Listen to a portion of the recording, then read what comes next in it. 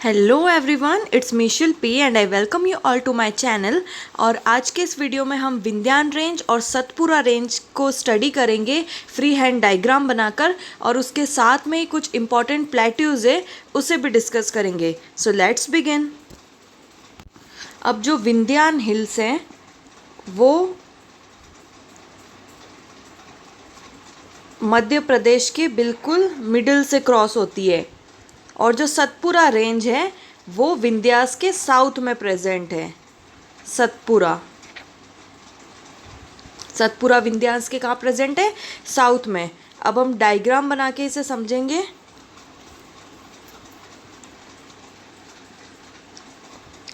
ये रहा मालवा का प्लेट्यू।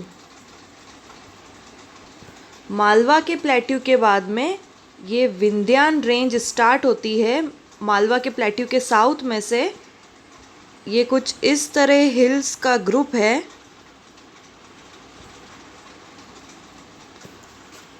और लास्ट में इसमें है एक ये हिल।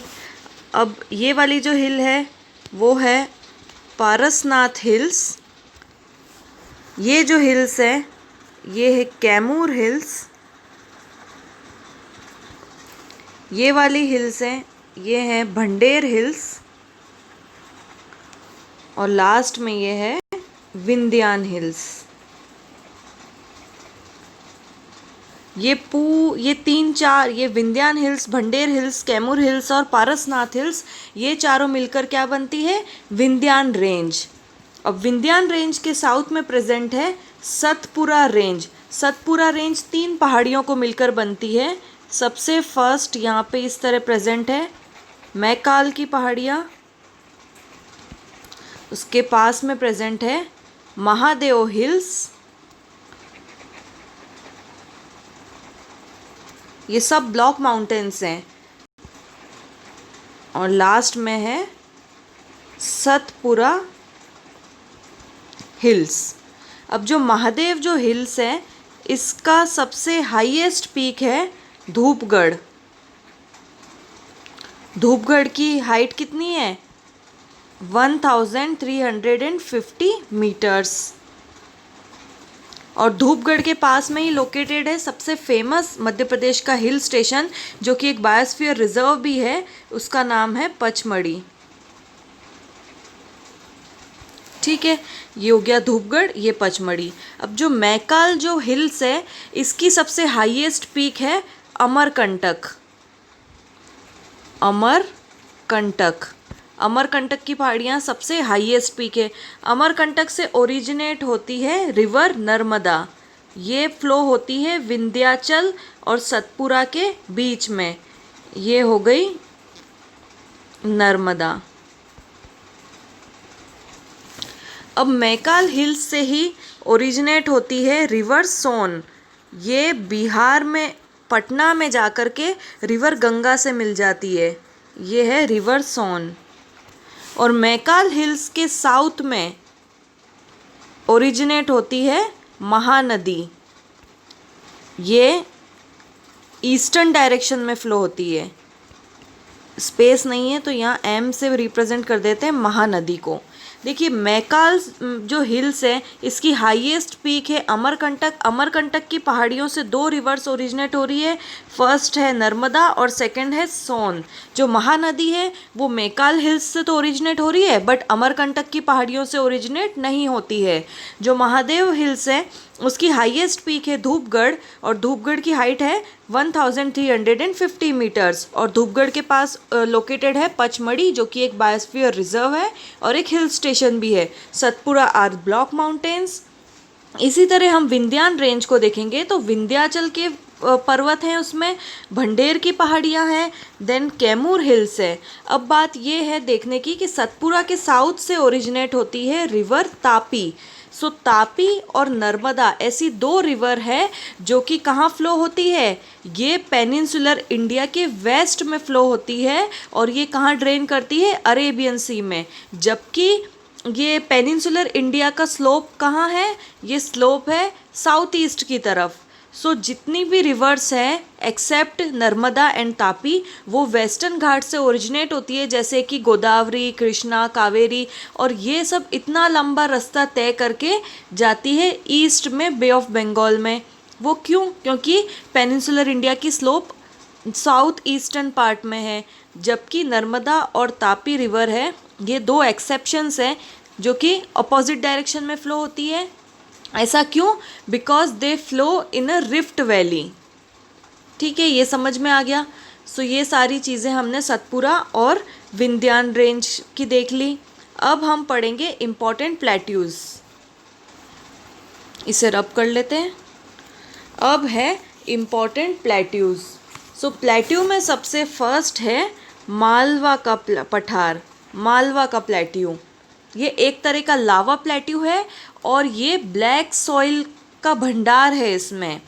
इसके नॉर्थ में प्रेजेंट है ग्वालियर हिल्स। क्या प्रेजेंट है? ग्वालियर हिल्स। ठीक है, ग्वालियर हिल्स मालवा प्लेट्यू के नॉर्थ में प्रेजेंट है, और बुंदेलखंड और बागेलखंड का जो प्लेट्यू है वो मालवा प्लेट्यू की नॉर्थ और नॉर्थ ईस्टर्न बॉर्डर बनाता है। सो यहाँ हो गया बुंदेलखंड और यहाँ है नॉर्थ ईस्टर्न में बागेलखंड। ठीक है, सो ये हमने पढ़ लिया मालवा के प्लेट्यू की लोकेशन और कुछ इम्पॉर्टेंट उसकी डिटेल। अब नेक्स्ट हम पढ़ते हैं बुंदेलखंड प्लेट्यू। ये बुंदेलखंड का जो प्लेट्यू है इसको बी से रिप्रेजेंट करते हैं। इसके नॉर्थ में है ग्वालियर प्लेट्यू,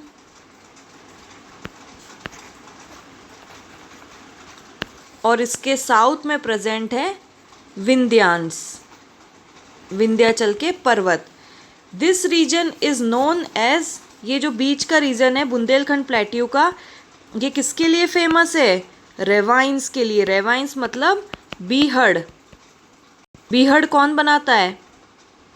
बनाती है river Chambal. So it is famous for badland topography. क्योंकि चंबल किस में फ्लो करती है? रिफ्ट वैली में फ्लो करती है, तो यहाँ पर बीहड़ बनते हैं। सो उसे क्या कहा जाता है? बैडलैंड टोपोग्राफी, और बीहड़ों को कहते हैं ravines. So Bundelkhand plateau is famous for badland topography. अब नेक्स्ट हम पढ़ते हैं बागेलखंड प्लेट्यू।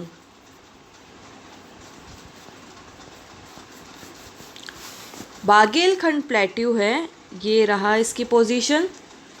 ये विंध्यान रेंज के ईस्ट में है।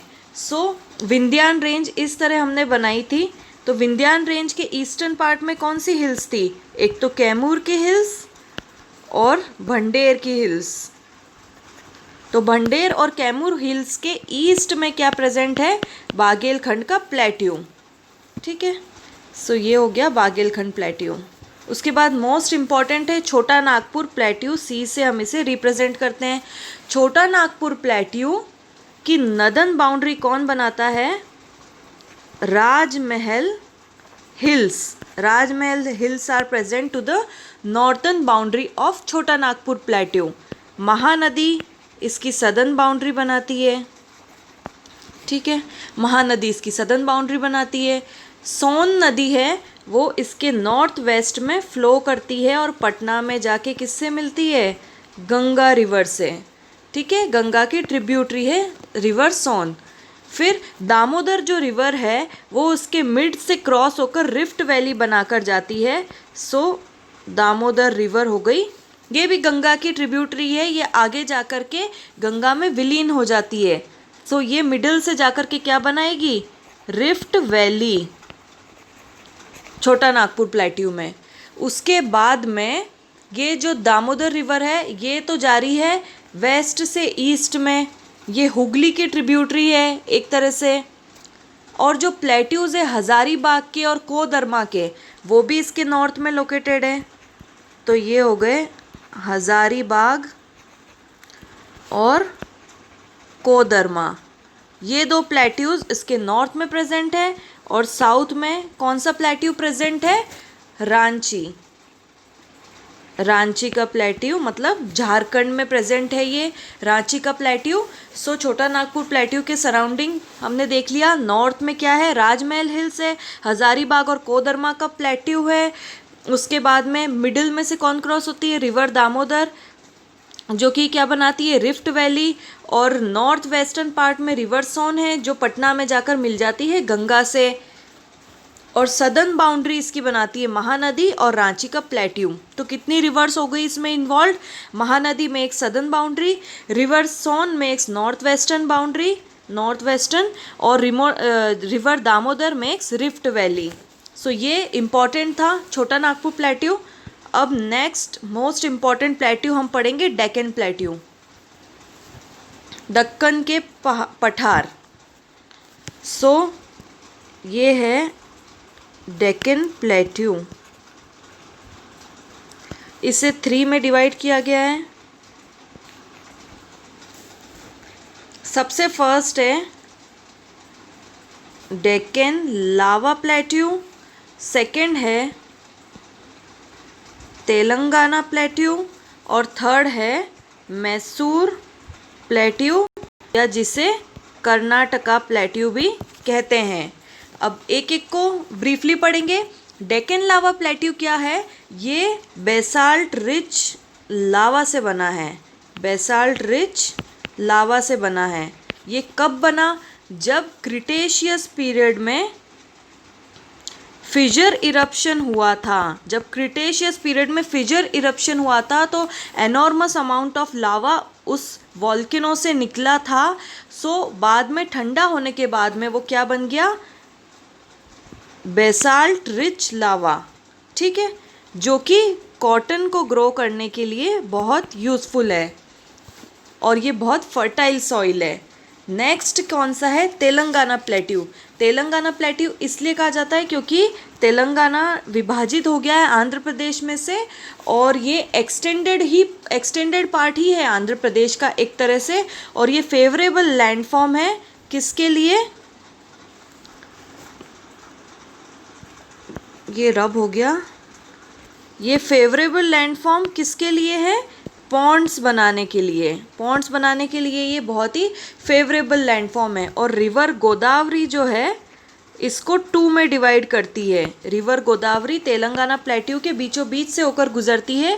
थर्ड हमने पढ़ना है मैसूर का पठार, मैसूर प्लेट्यू। इसकी खास बात क्या है, इसमें क्या लोकेटेड है, Baba Budan hills. Baba Budan hills is located in Mysore plateau.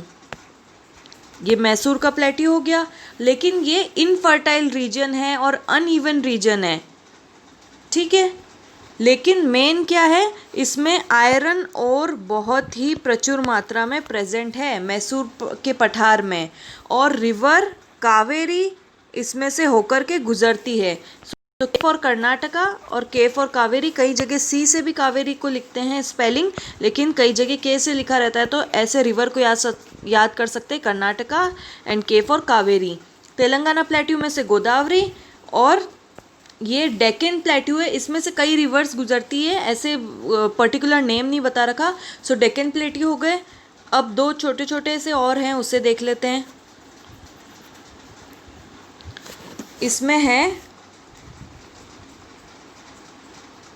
इसमें है दंडकारण्य प्लेट्यू। ये कहाँ प्रेजेंट है,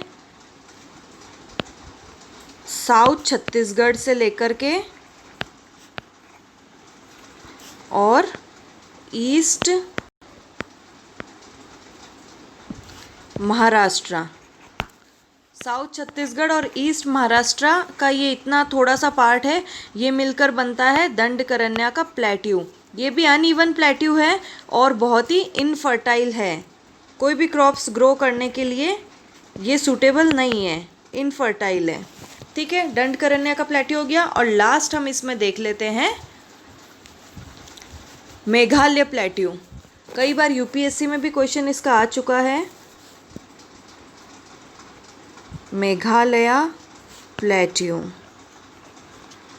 इस प्लेट्यू की क्या खास बात है, जो गारो, खासी और जयंतिया हिल्स हमने लास्ट वीडियो में पढ़ी थी, वो इस प्लेट्यू में वेस्ट से लेके ईस्ट तक लोकेटेड है। इसी सीरीज में पहले गारो, फिर खासी और जयंतिया ईस्टर्न मोस्ट, ये इस प्लेट्यू में लोकेटेड है। इसके दो जो हिल स्टेशन थे, चेरापूंजी और मौसिनराम, ये दो भी मेघालय प्लेट्यू में ही प्रेजेंट है। और मेघालय प्लेट्यू का दूसरा क्या नाम है, शिलोंग प्लेट्यू।